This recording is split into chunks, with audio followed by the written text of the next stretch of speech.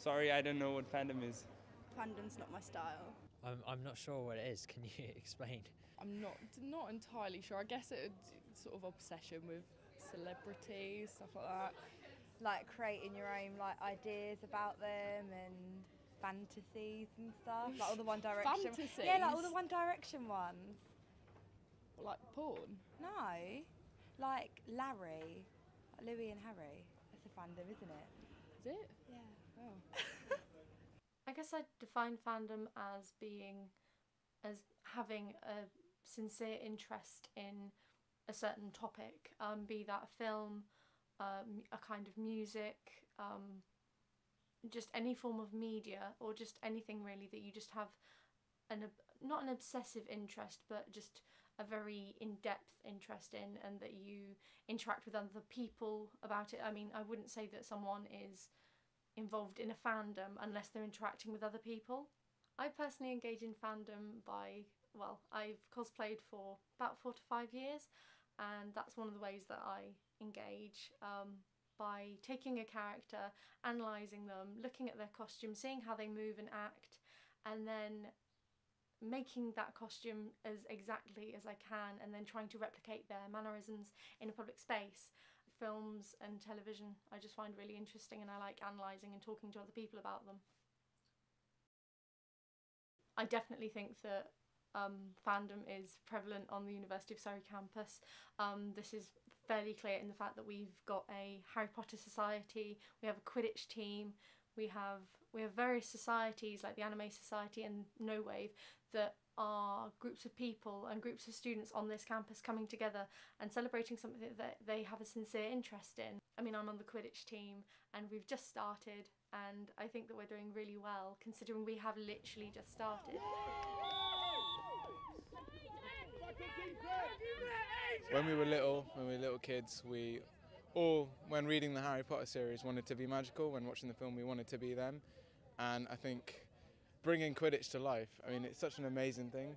You know, it's a sport, everyone can come play it. There's so many elements that relate to the game in the book, but also just regular sporting elements of it. Quidditch is like an actual physical thing that we do, and I'm so glad it's here. Right, let's do the 3, 2, 1, sorry. Yeah. 3, 2, 1, Surrey!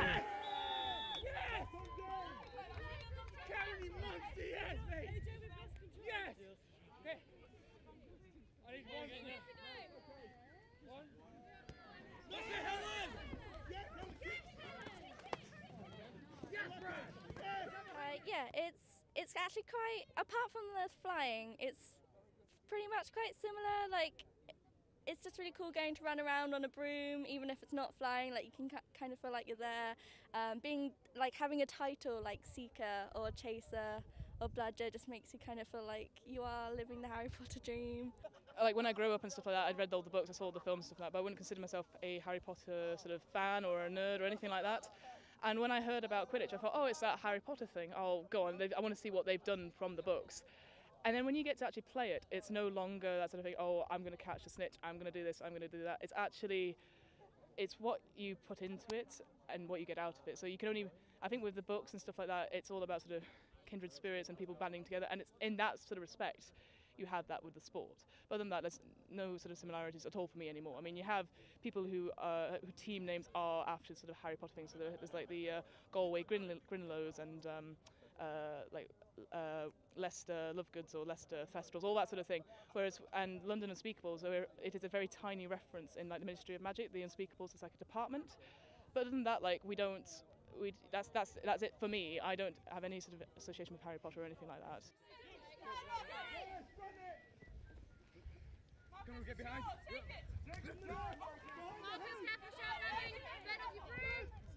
We can't do it properly.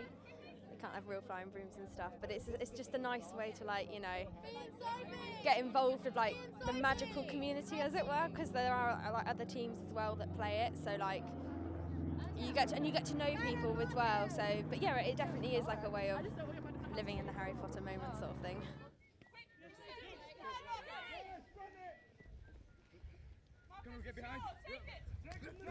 I think a lot of people get into the sport because of Harry Potter, and it's a way of meeting like-minded people who are also fans of the book and the films. And obviously we're not always just talking about Harry Potter, and not all of us, some players who've never read the books even, but a majority of us are big fans of the books, and it's just a lot of the conversation goes to Harry Potter things, a lot of things go to just general nerddom things. But it's a nice mixture of it. It's a way to connect with people who are similar to us, really. See, fandom for me is a way of kind of just showing your interest in things that people create. So say, for example, music or television or film, and it's basically just showing that you like these things and that you interact with these things, really. A fandom is a group of people who are interested in the same thing and they share a lot of interests, and they quite often have discussions. So for example, if they're interested in anime, they may cosplay or talk about that anime, and it's just a way for people to make friends and meet people that are interested in the same things as them. Collective of people who share a common interest and a common understanding of a single aspect of, say, a game or a film, or generally something which is present in everyday pop culture.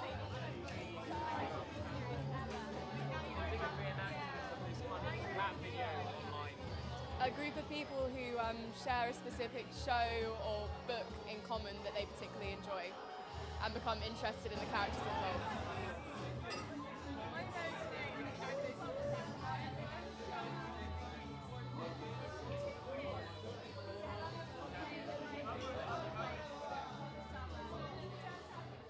My own personal involvement with fandom is No Wave, the alternative music society on campus, and it's basically just an expression of sharing music that you like with different kinds of people. I mean, I'm wearing this T-shirt right now, and I personally think it is very prevalent on campus. I mean, like, you only have to see things like people with T-shirts on that sort of, like, even if it's like a TV show slogan, like a band slogan, or kind of like, sometimes it's even like a mixture of many different things. People for years have been wearing Rolling Stone shirts and the Ramones shirts, and I don't even think half of them even know what those things are. It just looks like a cool T-shirt. No. It grew in. I can't talk about that anymore. It's a little bit translation?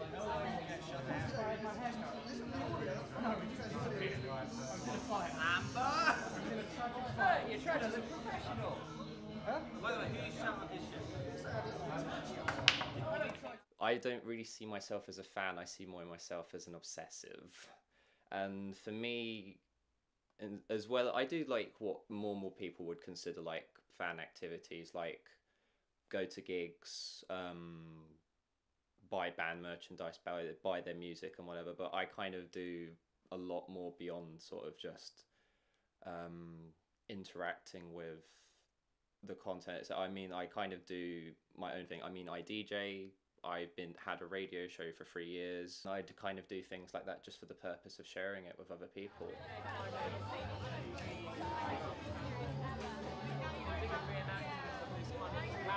Okay, ladies and gentlemen, we have a winner. It was Glenn. Yes! Fandom is having a hobby which kind of transcends being a hobby to the point where you can walk up to a bunch of people, and the one thing you will have in common will suddenly spawn the fact that you are all essentially the same person, but somehow not, and you are all somehow slightly more awesome together.